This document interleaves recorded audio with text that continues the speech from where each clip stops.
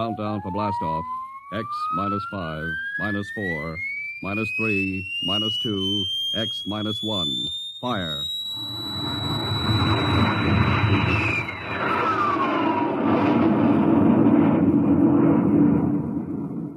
From the far horizons of the unknown come tales of new dimensions in time and space. These are stories of the future, adventures in which you'll live in a million could-be years on 1,000 maybe worlds. The National Broadcasting Company presents X minus one.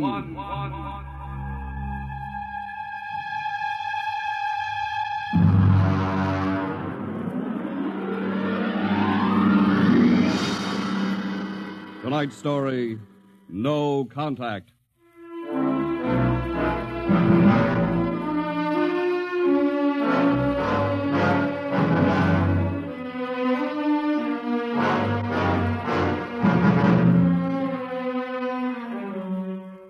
It was in the year of 1982 that spacemen first discovered the Great Galactic Barrier. In the past 10 years, rocket travel to the moon and the nearer planets had become commonplace. And then men fixed their sights on a more distant star, the remote planet known as Volta. 5 exploratory ships went out, and none came back, each in turn disappearing mysteriously at the same vanishing point, at an invisible wall somewhere in the vast outer reaches that became known as the wrecker of spaceships, the Galactic Reef. And yet, the explorers refused to admit defeat. It was on June the 2nd, 1987, that the rocket Star Cloud made ready for takeoff, the 6th to attempt to crack the barrier and win through to Volta. Now hear this. Condition green. 2 minutes to blast off. Condition green. 2 minutes to blast off. Well, Louis, this is it. I don't suppose you'll be needing the ship's doctor up here on the bridge during blastoff. I think not, Smitty. There's little chance of acceleration bends in these new overdrive ships. I'll be in my office then, counting vitamin pills if you need me. It's only a few steps. Good luck, Louis. Thank you, Smitty. Lieutenant Collier. Yes, sir? You're relieved. You'd better get down to navigation control and take over. Yes, sir. Lieutenant. Yes, sir? We've never flown together before. This is your first flight in a space vessel as big as the Star Cloud. Yes, sir, but I was trained in oversized jobs at the Naval Academy. Well, if you're half as good a navigator as your father was, you'll do fine. Thank you, sir. Did you ship out with my father? I served under him on one of the first rocket runs to the moon. I see. I almost went along on his last trip to the barrier. Too bad about that. Yes, sir. That's all, Collier.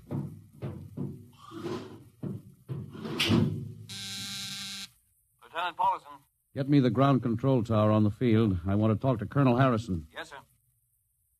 Go ahead, sir. I've patched in the bridge speaker. Colonel Harrison? Yes, Captain? We're standing by for takeoff in 30 seconds. Good. The field is cleared of all personnel. We'll try to reestablish radio contact immediately after takeoff. In any event, there'll be a 24-hour ground monitor. Fine. Good luck. Hope you make it. Thank you. Bridge to navigation control. Nav control, Collier. Ready, Lieutenant? We're ready, Captain. The course is in the integrator for takeoff at 1200 hours. All right. Stand by for blastoff. Bridge to engine room. Fire up your rocket chambers. Take off at exactly 1200 hours. I'll read you off. 20 seconds. 19. 18. 17. 16. Hold it. Revoke all orders. Who turned in that alarm? Paulson, sir. We've uncovered a stowaway. Stowaway? Where? Hiding in sickbay. Dr. Smithson found him. Have him brought up to the bridge. Engine room, kill your rockets and stand by.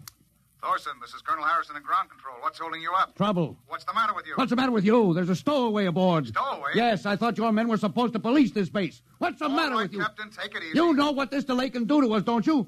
1 minute later takeoff can throw us 1,000,000 miles off course. We'll have to reintegrate the whole works. Well, look, how long do you think it'll take Don't bother for me for a while. I'm busy.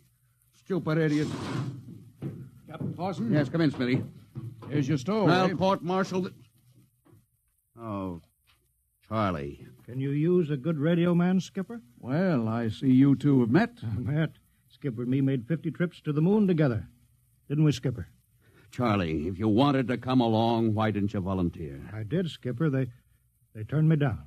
Now, what's wrong with you? Acceleration bends. They said my arteries wouldn't stand another trip. Oh, I'm sorry to hear that. But they're wrong, Skipper. I got one more good trip in me.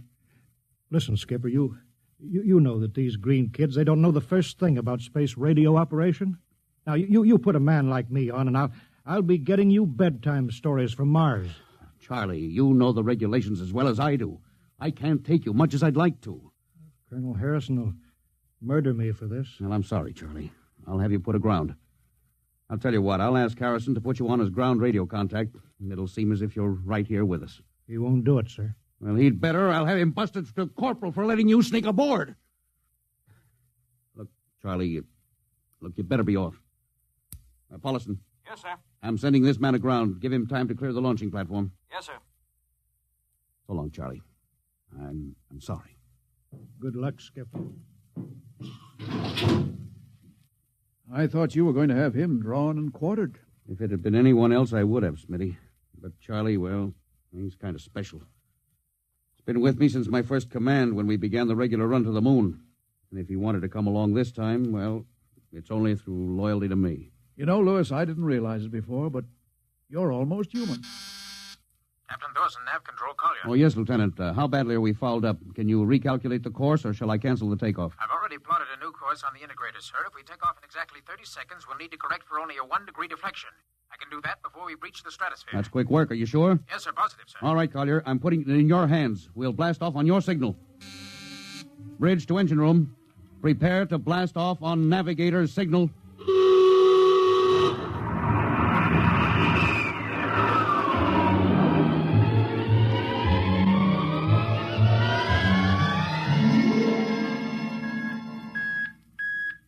How are we doing, Collier?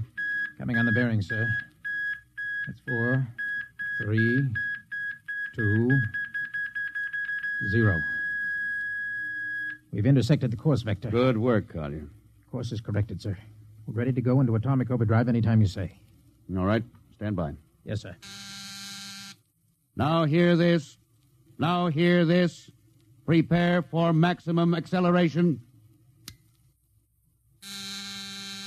Bridge to engine room. Kill your rockets. Rockets out. Fire up number 1 cyclotron.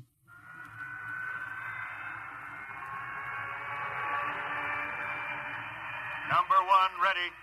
Fire up number 2. Number 2 ready. Withdraw your dampening rods. Fission chamber ready.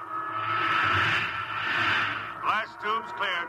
All generators operating at capacity. Take it over, sir. Go into overdrive at the count of 0. 3 seconds, Mr. Collier. 3, 2, 2, 1, 1, 0. 0.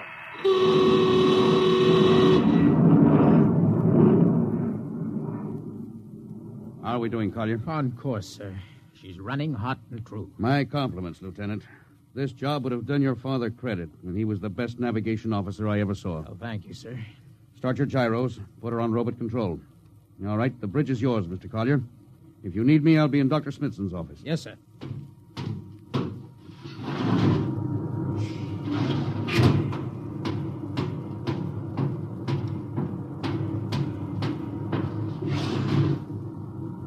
Well, Lewis, I see you got us off the ground. You can thank young Collier for that. Chip off the old block. You knew his father? As a matter of fact, I knew him very well. First-rate spaceman. Oh, is he the one Yes, who... yes. He was lost in the galactic barrier on the second ship we sent out to Volta. Lewis, just what do you think this galactic barrier is? Oh, your guess is as good as mine, Doc. All I know is that 5 ships have gone into it, and none of them have come back out. You think it's a nit? How about Mestrovic's theory that it's a time warp in space? That the ships reach it and slip into another dimension? I think that's a lot of rubbish. My theory is that the galactic barrier is nothing more than a radioactive layer of some kind. Why do you say that? Well, we know that radar signals bounce off it like they were hitting an invisible glass wall. And we know that it destroys our ships and crews in some way. There's no other logical explanation. What makes you think we can get through it, Lewis? Because we're ready for it. The others weren't. The entire hull of this ship is completely shielded with lead. We can crack through any radioactive cloud ever detected. Besides, we're equipped with some new UHF radio devices that should enable us to maintain radio contact with Earth. Nothing can happen. Absolutely nothing. Now, who are you trying to convince? Myself, I suppose. Lewis, you've had your share of glory. First skipper to reach the moon back in 1962. You could have retired. Why are you risking this trip? 5 ships are missing. Men like Prentice, Margetson, young Collier's father. I'm tired of seeing good men fed into that meat chopper. Then why are we going to Volta? We haven't any choice, Smitty. We're in a race, the kind of race where men and ships are expendable. According to the Interspace Code, the first nation to reach Volta can claim it. Well, personally, I want no part Now, of it. Doc. I'll have to play physician, morale builder, and mother substitute for 112 slightly nervous men. And your morale doesn't sound too good, Doc. As morale officer, I can state without fear of contradiction, it is terrible. And something tells me as we approach that galactic barrier, I'm not going to be alone.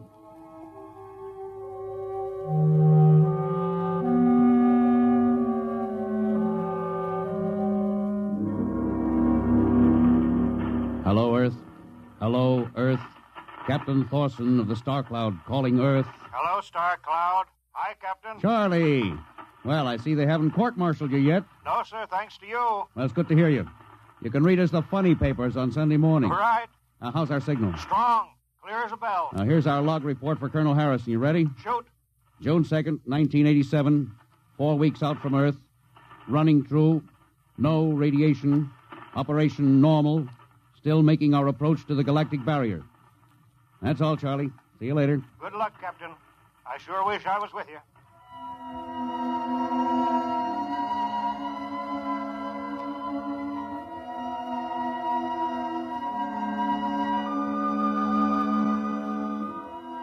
How's the morale, Smitty? The men know we're getting closer to the barrier. They're beginning to show a little tension, Lewis. Oh, how's their physical condition? Any sickness? About half the crew has come down with space blues. I was afraid of that. Are they bad? Same as usual. Lips and hands with a bluish cast. Eyes are sensitive to infrared. I don't know. When I first started flying these tin cans, nobody ever heard of space blues.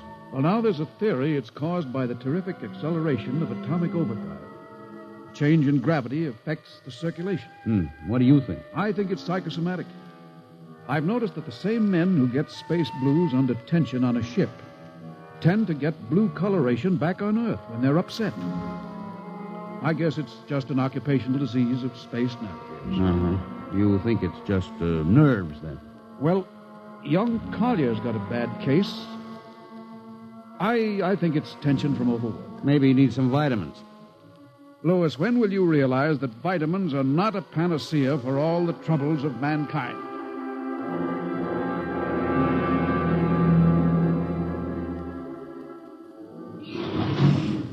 Sir, I understand that you've relieved me from duty. Well, Dr. Smithson says you aren't looking very well, Collier.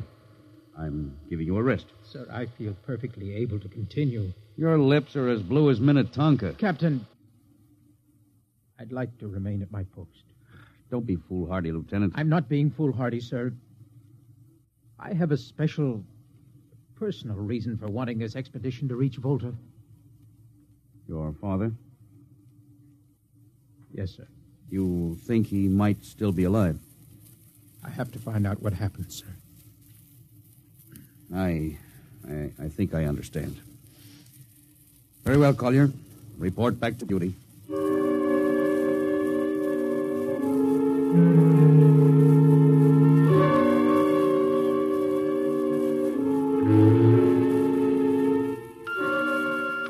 What's the reading, Paulison? We're getting a +5 radar bounce now. Coming off the barrier almost as fast as we sent it out. What's the interval? 2 seconds. Shortening steadily. This rate will hit the wall in the next few minutes. All right. Alert the crew. Sound general quarters. Now, hear this. Condition red. We are now approaching the galactic barrier. All hands to stations. All radiation detectors to be fully manned. Full security will prevail until further notice. That is all.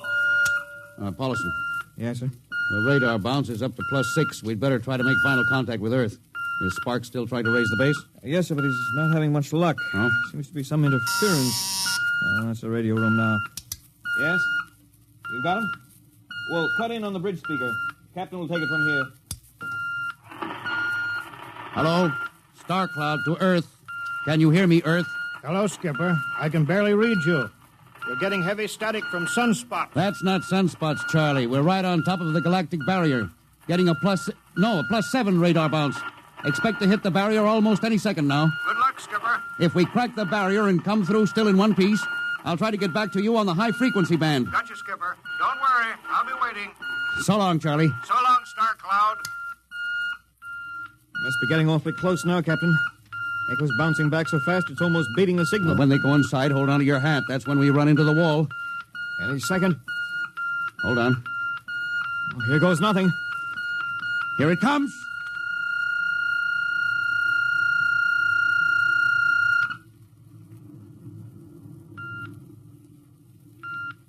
Captain, Nothing happened.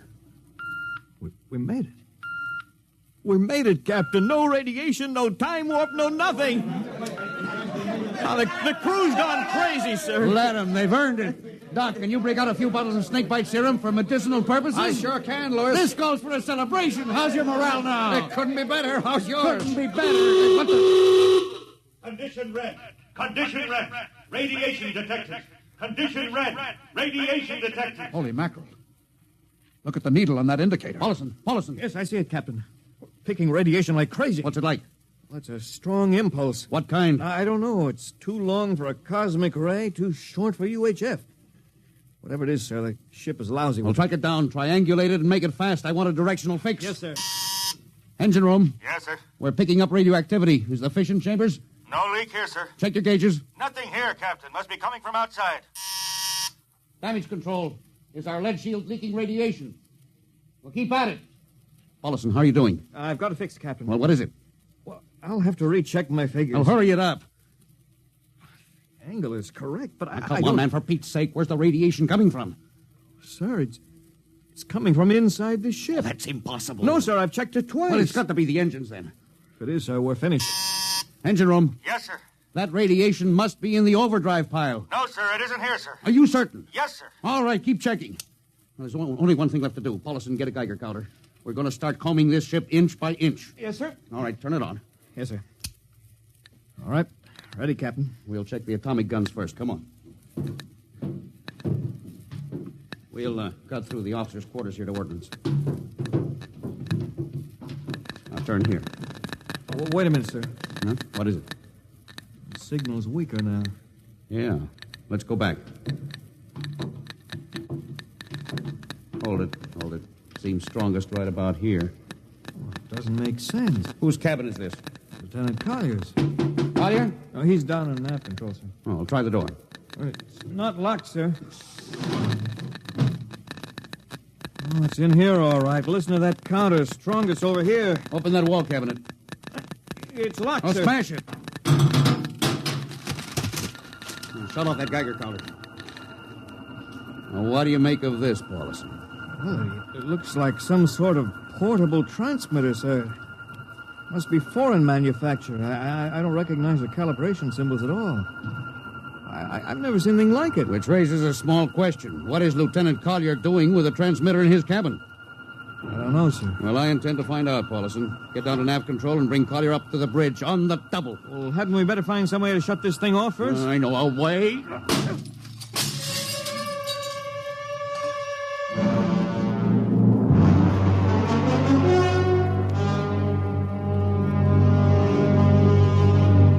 Lieutenant Collier, I'm going to ask a few simple questions, and I want a few simple answers. Yes, sir. What were you doing with a transmitter in your cabin? Transmitter, Captain. Oh, you know nothing about it. Well, no, sir, I don't. Do you recognize these calibration symbols? No, sir. Can you think of how it might have been placed in your cabin without your knowing it? No, sir, unless someone came in while I was on duty. Would that have been possible? I suppose so, if someone had a key. I found your cabin door unlocked. Well, I meant a key to the wall cabinet. I didn't say the wall cabinet. Well, I... You what, Lieutenant? How could you have known it was in the wall cabinet? Well, I just assumed, sir. Lieutenant Collier, I find it hard to believe you would lie. Having known and respected your father, having observed the way you handle your job. However, I intend to get to the root of this thing. May I have your wristwatch, Lieutenant? Sir? Your wristwatch. Yes, sir. Paulson, turn on that Geiger counter. Yes, sir. Hold this watch next to it. Yes, sir. That's all. Lieutenant, if you hadn't any close contact with that transmitter, how do you explain the radioactivity of this watch? Well, I don't, sir. I think you'd better. To whom were you sending those signals? Condition red. Condition red. There's your answer, Captain. What is this, Collier? Alien spaceship approaching. Alien spaceship approaching. Collier, who's aboard that ship? All right, now talk! Very well, Captain. My mission seems completed. Your mission? Are you admitting that you're an agent of a foreign power? I am stating it. What nation? No nation, Captain. What? I am an agent of the Voltan government. Oh, what? The government of the planet of Voltan. You're crazy. Are you so stupid, Captain? Did you think your people are the only ones who can invade another planet? What do you mean? We've had agents operating on Earth since 1945. I don't believe you. What do you think happened to those 5 ships, Captain? Where do you suppose we got our information? Your language, your culture, family background. Your appearance, you look like... Like Commander Collier? Well, is that so surprising, Captain? You see, Captain, we had a living model. I ought to kill you. That would be very foolish, Captain. I would advise you to surrender without delay. Alien ship now coming into ordnance range. I'll deal with you later, Collier. Paulison? Yes, sir. Put this man in irons, take him away. Don't worry, sir. We'll take good care of him. Carpenter, Robinson. Gunnery, Gunnery Richardson. what's the range? 10,000 meters. They're closing fast. Put your guns on radar tracking. Tracking. Coming on the bearing.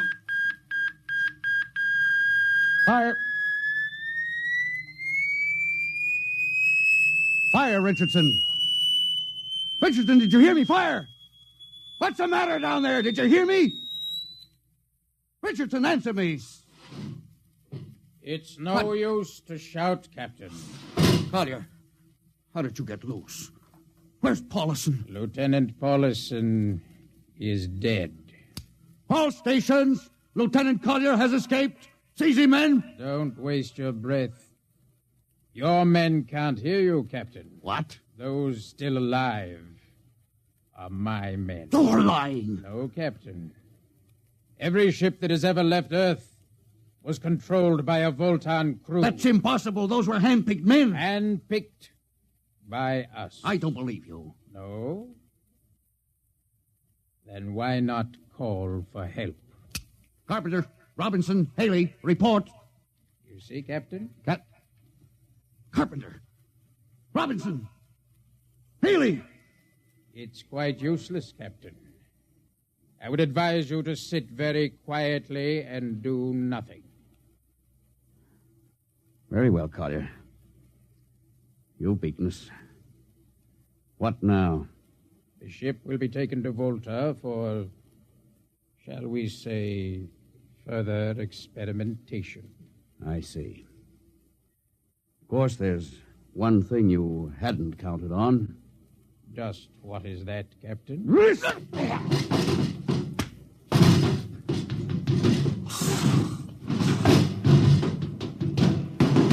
Carpenter! Are you in there, Lieutenant Carpenter? They can't all be dead. There must be one alive. Smitty, Dr. Smithson! Smitty! What have they done to him? Louis, Dirty. Don't talk. I must lean closer. There's not much time. Louis, space blues. Space blues? What is it, Smitty? What are you trying to tell me? All men with space blues. Voltans. Let me help you. No, Louis. Get message back to Earth. Voltan, 5th column. Watch out for space blues. Smitty. Oh, Smitty. Captain Thorson, you can't hide from us now. Come back to the bridge and surrender, or my men will come and get you.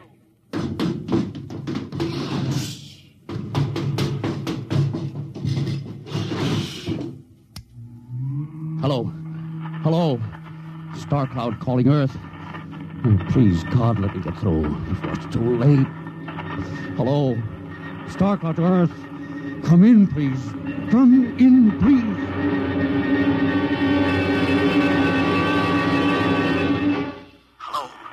Hello. Star Cloud to Earth. Captain Thorson calling. Charlie, come in. Please, hurry. Hello. Oh, hello. Can you hear me, Charlie? Skipper, is that you? Are you getting my signal? It's coming in a little louder now, Skip. Keep sending. My God. Now, look, Charlie, listen to me. Not much time. Get word to Colonel Harrison. Crew mutinied. Most of crew members, Fultons. What? Fultons. Spell that. V-O-L... Fultons. That's right. They're from the planet Volta. Skipper, are you all right? Now, Charlie, this is serious. They'll be here any second. Now, listen, they have a fifth column on Earth. They're planning to invade you. You mean it? Of course I mean it. Tell Harrison, posing as humans. You can detect them by space blues. You got that? Only Fultons get space blue. Charlie, did you hear me? Space blue. I get you. They're breaking in, Charlie. I'm depending on you. Warn everybody. Captain. They've opened the door. So long, Charlie. Tell Harrison. Captain Thorson. Hello. Hello, Star Cloud. What's the trouble, Sergeant? I was just trying to raise a Star Cloud, Colonel. Had any luck? No, sir. No contact. No contact, eh? No, sir. Nearly an hour since they hit the galactic barrier. I don't understand why they haven't tried to get a message back. No, sir. Neither do I. Oh, all right. I'll take over for a while. Yes, you do that, sir. It's all yours. Right. Oh, and Charlie, you better go out and get yourself some coffee. You look a little blue around the gills.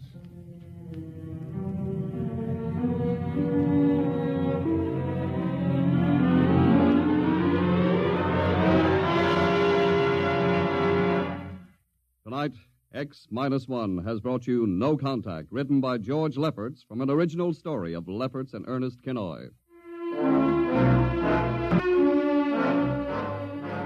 Featured in the cast were Louis Van Ruten as Captain, Donald Buca as Collier, Wendell Holmes as Charlie, and Bill Griffiths, Bill Smith, Matt Crowley, and Ken Williams. Your announcer, Don Pardo. X-1 was directed by Fred Way and is a transcribed NBC Radio Network production. And now, next week. When you want to take over a world, you naturally look for its weak point, some way to catch its people off guard. We live in a world where everybody loves a parade, a world of press agents and publicity stunts. But who would ever dream that invaders from outer space would take advantage of that weakness and actually hire a press agent to advertise their coming? Who would believe it was anything but just another publicity gag? At least, not until the terrible moment when it was already too late. The moment of X-1.